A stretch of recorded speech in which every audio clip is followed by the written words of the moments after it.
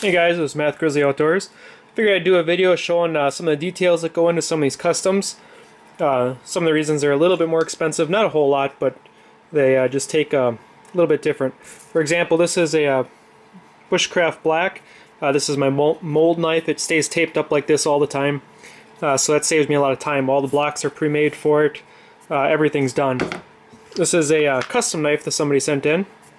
You can see I have to go through and to properly do a sheath. I mean, I could just mold it like this, reheat it, and refit it, but you don't get a good look that way. It just doesn't look as nice. So what I go through and do is like this. I'll make a block of wood. I'll take on my wood bandsaw and cut it to fit, and then just leave enough. You see it's a little less there. You know, that'll basically be where the retention will be. So you kind of can pick and choose the level of retention from there. You can always go back and reheat it just a little bit to get it to fit just right. But this eliminates a lot of the reheat. It also looks a lot better, having a nice pre-molded spot for it. So kind of go through and show you that. This is basically the beginning steps, is just trace it on a block of wood, cut it out, sand it up so it fits perfect, and then everything will get taped up. So I'll go ahead and tape this, then I'll jump back on the camera here and show you how I tape it. Alright guys, I've got the block taped on. Now I'm not going to go through taping the whole knife. I've done a video on that. Typically I'll do 2 to 3 layers on each side. But some stuff that most people don't see or do, this is about 6 layers. This piece, it'll get trimmed up to fit nice, but this will go here. The reason for that is when you're putting your knife in and out of the sheath, that's where you're going to dull your knife, typically. It's right as you go to put the knife in the sheath. It's that when the knife's not square. So that's the spot where you're going to dull your knife right as it goes in. So I add, this is just an extra layer. Again, that'll get taped to the knife by the edge of the blade here, and that'll add thickness right where the knife goes in and out. So basically your Kydex is wider, less chance of it rubbing. And then I also, this is an extra 4 layers of tape. This will go on the edge of the blade, and then I'll tape over the top of that. So you have the extra layers on the blade, and then the extra layers on top of that where the blade mainly rubs in and out of the sheath. And that eliminates most all of the blade rub, or the blade dulling. That seems to be the best for what I've found. There are times when you have to have the blade rub a little bit. I try to avoid that as much as possible, but on certain knives you can't avoid it.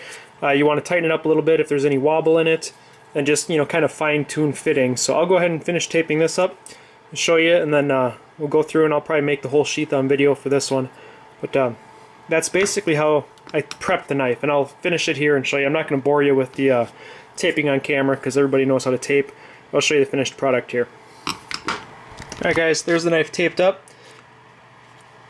Now, if anybody asks or is wondering where I get my tape, I just buy it in bulk. I like the green stuff. The blue stuff I don't like. Just doesn't seem to stick to some metals, so I buy the green. I've actually got about a half a case left over there, but I just buy it by the case. Seems to be the cheapest way to get it. It ends up being like $3 a roll, so I just try to keep enough of that on hand. But just the green stuff is what I found to work the best. I'm not even sure what brand it is. It's just I think I go on eBay and buy it by the case. So if anybody's wondering. All right, guys, this is gonna be one of our VersaCarry sheaths. Or an extreme neck knife sheath. So it's got a black base, and then we're going to do the infinity green over the top. So anytime it's a new knife, like the Bushcraft Black, I know the exact measurements for what I need. Anytime it's a new knife, I'll this is probably about 2 inches too long, but anyway, that gives me enough to play with once I heat it up. This is the 93 thousandths thick. If you heat it right and slowly heat it up to the right temperatures, you can get the same results as you can with 80. I actually like working with 93 thousandths a little better. It's just more rigid, and then for certain things, it just does better. So go heat this up, put it in the press, and show you what it looks like when it comes out. And we've got for the extreme, we've got the fire steel to add on to it, and the light. And this one we're also adding a compass to. So that'll be a little bit different on the custom. So you can see you can really just add, you know, however you want. You know, you can add different things to it, like the compass, stuff like that. It might cost more, but I can find all sorts of different things. Like CountyCom, you can get compasses, you know, $5-6 extra plus shipping. But so stuff like that you can always add to a sheath to make it unique, or whatever you need to use it for. So got plenty of customs coming up. I'm gonna try to get those on video. With the holidays, it's been really super busy, so I haven't had time to put a whole lot of videos out. So try to make up for that here. So thanks a lot, guys. I'll keep you updated with this. Show you once it's out of the press.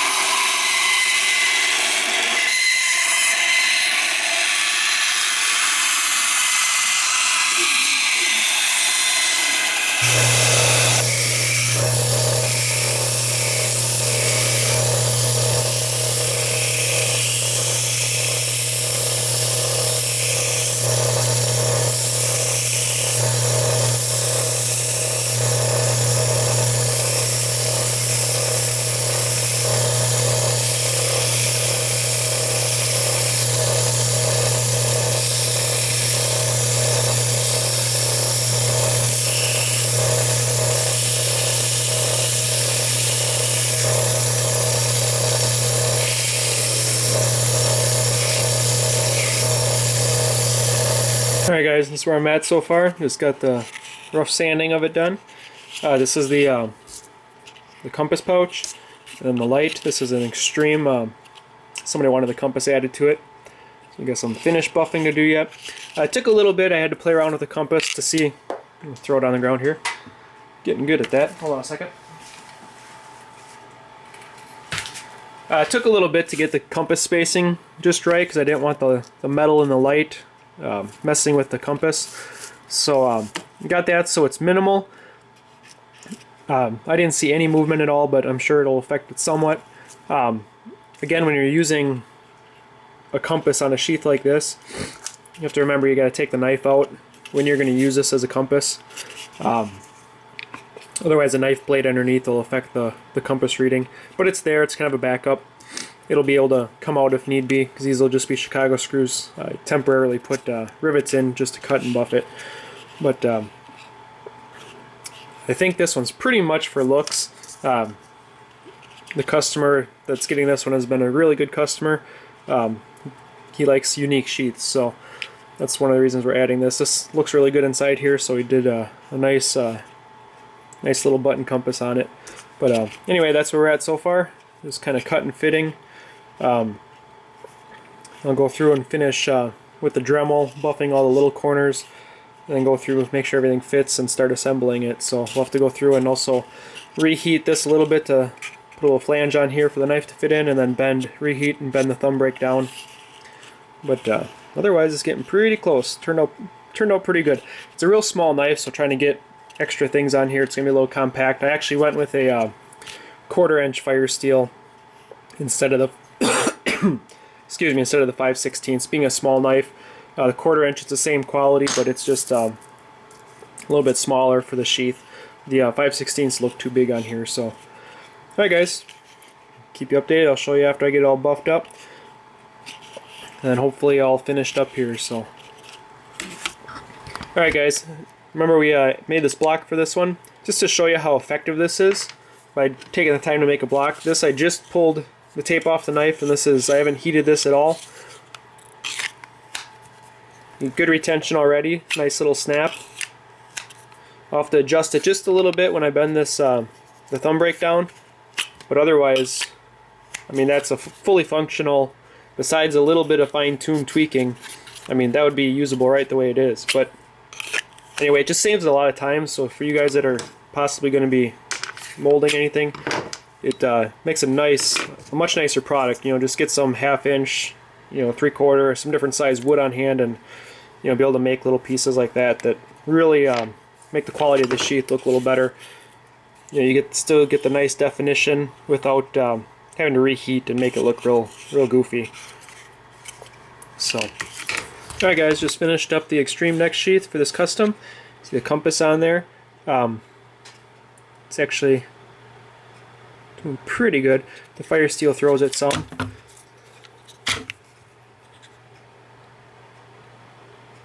But like I said, you'll have to take the knife out and the fire steel out if you're actually going to use the compass, which isn't that big a deal. But here, I'll show you the finished product here. Basically the same as the regular extreme with the light, just the compass added. All the buffed edges, good retention. The knife's not going to fall out, but you can still get it out nice.